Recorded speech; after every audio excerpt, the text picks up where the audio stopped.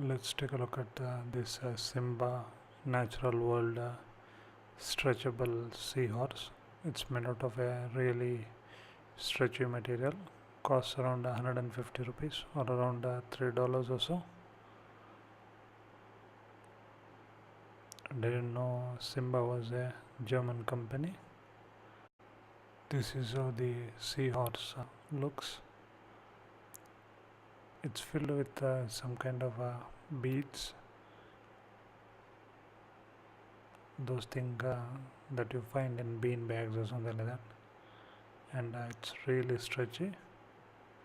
It has a weird texture to it, a little sticky.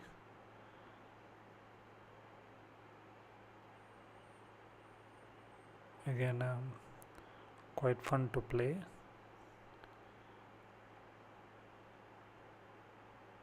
But picks up dirt really easily because of its sticky nature. You can get it in many different shapes and sizes and species. Quite fun. Nice one. Check it out.